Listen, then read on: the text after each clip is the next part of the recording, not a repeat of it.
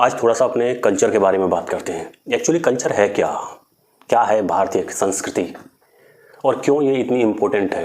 क्यों इसके लिए इतनी लड़ाइयाँ लड़ी जाती हैं? लोग इसे बचाने के पक्ष में रहते हैं, कुछ इसको ख़त्म करना चाहते हैं।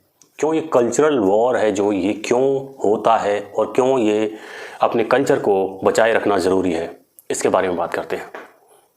तो अभी कल्चर को जानने से पहले हमें ये देखना पड़ेगा कि कल्चर होता क्या है। कल्चर जो सामाजिक व्यवस्था, जो सामाजिक मान्यताएं बन जाती हैं, जो समाज का एक नॉर्मली चलन होता है, जो मान्यताएं होती हैं, उनकी प्रायोरिटीज़ होती हैं ज़िंदगी की, उन सब चीज़ों से मिलकर कल्चर बनता है। संस्कार से संस्कृति बनती है। संस्कार क्या होता है? जो हमारे मन में, जो हमें हर कोई काम करवाता है। जैसे ही हम किसी को देखेंगे, हम किसी को नमस्ते करेंगे, किसी बुजुर्ग को देखेंगे तो नतमस्तक होंगे, किसी महिला को देखेंगे नतमस्तक होंगे, और अपने छोटों को देखेंगे तो उनके प्रति प्यार करेंगे। तो ये कल्चरल हेरिटेज है कि हमें कैसे एक दूसरे से ये एक पीढ़ी से दूसरी पीढ़ी तक ये ट्रांसफ़र की जाती है। और इसके पीछे कुछ रीज़न होना चाहिए, ऐसा ही क्यों। और अपने कल्चर को समझने के से पहले आपको योग को समझना पड़ेगा, क्योंकि आपका जो कल्चर है वो योगिक कल्चर है। योग एक साइंस है, एक विज्ञान है, जिस विज्ञान के आधार पर इस कल्चर को डेवलप किया गया। योग आपके परसेप्शन को, आपकी थिंकिंग को ब्रॉड करता है, आपकी सोच को बड़ी करता है। आप एक संकीर्ण सोच वाले इंसान नहीं रह जाते। जितना आप योग में महारत हासिल करेंगे या जितने आप ज्ञानी होंगे, उतनी आपकी सोच बढ़ती जाएगी। और जो मैक्सिमम पॉसिबल जो आपकी सोच हो सकती है वो योगा के द्वारा ही पॉसिबल है। क्योंकि योगा सिर्फ इस जो हमें जगत दिखाई देता है, जो दुनिया हमें दिखाई देती है, सिर्फ इसकी बात नहीं करता। योगा बात करता है इस बॉडी से परे की जो लाइफ है उसके बारे में भी। और उसको ध्यान में रखते हुए हमारा कल्चर इस तरीके से डिज़ाइन किया गया है कि आप अगर अपने कल्चर को फॉलो करेंगे, अगर अपने कल्चर का अनुसरण करेंगे, तो आप दिन प्रतिदिन बुद्धिमान होते चले जाएंगे। आप एक शांत स्वभाव वाले इंसान होंगे, आप एक सज्जन इंसान होंगे, आप मानवीय गुणों से भरे हुए होंगे। आप उस समय की कल्पना करने की कोशिश कीजिए जब हमारे ऋषि मुनि जंगलों में तपस्या करते थे, ध्यान करते थे, मेडिटेशन करते थे, योग करते थे, और उस ध्यान मतलब फोकस से अपने माइंड को वो फोकस करने में महारत हासिल कर लेते थे। तब वो इस संसार को बारीकी से समझने की कोशिश करते थे। और तब उन्होंने लास्ट में यही पाया कि जो हम भगा दौड़ में, जो हम इधर उधर भागने दौड़ने में लगे हुए हैं, जो सांसारिक चीज़ों की तरफ भागने में लगे हुए हैं, यहाँ आपको खुशी नहीं मिलेगी, यहाँ आपको शांति नहीं मिलेगी। ये तो अशांत करने वाली चीज़ें हैं। आपको पैसा चाहिए, मान चाहिए, सम्मान चाहिए। आप लिमिट तो हो किसी चीज़ की, आप कितना लोगे? क्या आप पैसे की प्यास को बुझा सकते हैं? नहीं। हजारों करोड़ होने के बाद भी शांति नहीं आ रही है, तो इसमें कोई लिमिट नहीं है। इसमें आप पूरी ज़िंदगी लगा देंगे, आपके बच्चे की ज़िंदगी लग जाएगी, उनके बच्चों की ज़िंदगी लग जाएगी, तब भी शांति नहीं मिलेगी।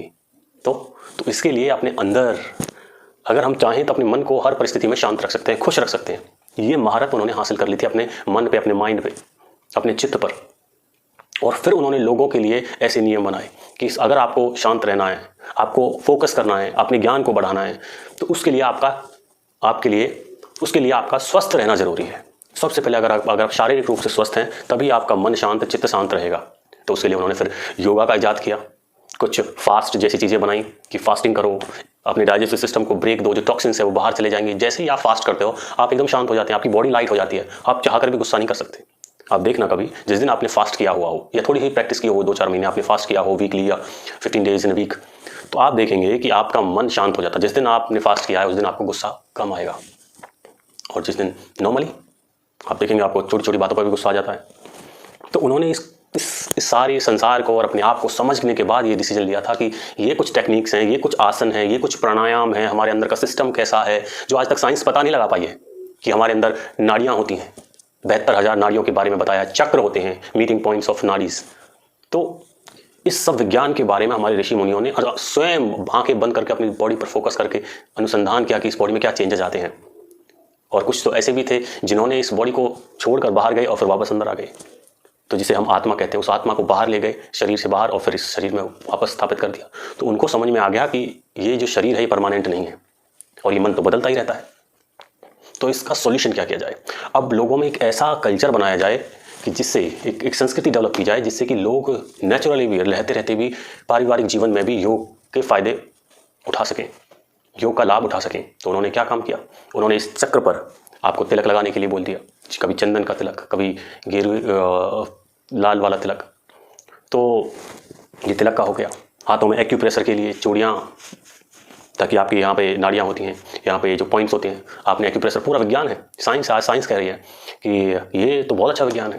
तो आपके हाथों में पॉइंट होते हैं, पैरों में पॉइंट होते हैं, औरतों के पैरों में चांदी की कुछ आपने छल्ले देखे होंगे पहनने के लिए, हाथों में अंगूठियाँ पहनने के लिए। तो ये सारा विज्ञान उसी के आसपास डेवलप किया गया था, ताकि आप स्वस्थ रह सको, शांत रह सको। आपको डेली पूजा करनी है, डेली मंत्र उच्चारण करना है, या फिर डेली कुछ ऐसा दान देना है, समय समय पर फास्ट करना है। ग्रहों के हिसाब से हम किस दिन फास्ट करें कि हमें ज़्यादा लाभ मिले। चंद्रमा का, सूर्य का, इन ग्रहों का, हमारे आसपास के एनवायरनमेंट का हमारी बॉडी पर फ़र्क पड़ता है। तो उसके हिसाब से वो दिन, उन दिनों को आइडेंटिफाई किया उन्होंने बताया कि इस दिन फास्ट करें, इस दिन नहीं करें, इस दिन करें, इस दिन नहीं करें, इस दिन नॉर्मल रहें। तो सब कुछ बनाकर हमें दे दिया। ये सब कुछ मिलाकर जब हम इन चीज़ों को फॉलो करते हैं, इनका अनुसरण करते हैं, इन पर चलते हैं, तो हमें इसका लाभ मिलने लगता है। फिर हम शांत, हमारे चेहरे पर मुस्कुराहट, स्वस्थ, हम ऐसे अपनी ज़िंदगी को जीते हुए जाते हैं। पैसा चाहे कम हो लेकिन हम फिर भी खुशी रहते हैं। अगर आप भारतीय संस्कृति को जीते हैं तो आप दिन प्रतिदिन फोकस्ड होते चले जाएंगे। पहले तो आप शांत होंगे। जो शांत होता है वही ध्यान कर सकता है, अशांत मन कभी ध्यान नहीं कर सकता। तो पहले आपकी जीवन में शांति आएगी और फिर आप किसी भी कार्य पर, किसी भी टास्क पर आप फोकस कर सकते हैं कि इसमें क्या क्या पहलू हैं, इसको कैसे किया जाना चाहिए। आपकी डिसीजन मेकिंग इतनी अच्छी हो जाती है कि आप दूसरे लोगों से ज़्यादा बेहतर परफॉर्म करते हैं। आपने सुना होगा कि अमेरिका या फिर ब्रिटेन या फिर दूसरी जगहों पर जहाँ पर अपॉर्चुनिटी अच्छी होती है, वहाँ पर इंडियंस बहुत अच्छा परफॉर्म करते हैं। क्यों? दूसरे देशों के लोगों के कंपैरिजन में, क्योंकि उनका जो कल्चर है उसने उनके ब्रेन को उन पश्चिमी लोगों के ब्रेन से ज़्यादा फोकस्ड और डेवलप कर दिया है। वो ज़्यादा शांत रहते हैं तो ज़्यादा फोकस कर सकते हैं, ज़्यादा अच्छे से प्रॉब्लम्स को समझ सकते हैं। तो यही पता चलता है कि कौन किस बैकग्राउंड से आया है। तो ये हमारे कल्चर की पावर है, ये ताकत है हमारे कल्चर की। इसलिए हमें इसे सुरक्षित रखना है, इस यौगिक संस्कृति को जीवित रखना है। और हमारे यहाँ रिलीजन, आस्था, कितनी ही भगवान है। अगर हमारा एक रिलीजन होता तो एक ही भगवान होना चाहिए था, 50 तरह के कैसे होंगे। तो ये कल्चर है। अगर आप भगवान में आस्था रखते हैं, उसको रोज़ उसके सामने सर झुकाते हैं, तो आपका ईगो समाप्त होता है, कम होता है। और ईगो सबसे बड़ी प्रॉब्लम है। योग की अंतिम अवस्था में भी ईगो रह जाता है, अहंकार रह जाता है। तो उसको जो ख़त्म कर देगा, अपनी बिल्कुल सिंपल, कोई अहम भाव नहीं रहेगा, वही सिद्धि को प्राप्त कर सकता है, वही समाधि को प्राप्त कर सकता है। और जो डिवोशन, जो भगवान के सामने किसी भी फॉर्म में नतमस्तक होता है, उस ईश्वर से प्रार्थना करता है, तो उसका अहंकार मरता चला जाता है, बशर्ते कि वो निस्वार्थ, निष्काम भाव से किया हुआ हो। जैसा कि भगवत गीता में बताया गया है कि हमें निष्काम भाव से भगवान से प्रेम करना चाहिए, उनको नमस्कार करना चाहिए, उनकी पूजा करनी चाहिए, तब आपका ईगो समाप्त होता है। वरना ये ट्रेड हो जाता है कि भगवान ये मुझे दो और मैं आपको भक्ति करता हूँ। तो इससे आपको कोई फ़ायदा नहीं हो रहा है। भक्ति तो वही है जो बस देना हो, प्रेम करना हो अपने ईश्वर से, अपने भगवान के प्रति समर्पण हो। तो ये कल्चर जिसमें इतनी वैरायटी, इतनी साइंस है, इसमें हर जगह मुझे तो साइंस ही साइंस दिखाई देती है। और ये अध्यात्म, ये योग ही हमारी पावर है। और इसीलिए विवेकानंद जी ने कहा था कि एक बार फिर भारत उठेगा और विश्व गुरु बनेगा, पूरा विश्व यहाँ से हमसे सीखेगा। क्यों? क्योंकि ये अध्यात्म हमें ज्ञानी बनाएगा। ये अध्यात्म हमारे ज्ञान का प्रसार करेगा। फिर ये पश्चिमी देश अपनी सुकून, शांति के लिए, अपनी सब बीमारियों के लिए, प्रॉब्लम्स के लिए यहीं आएंगे।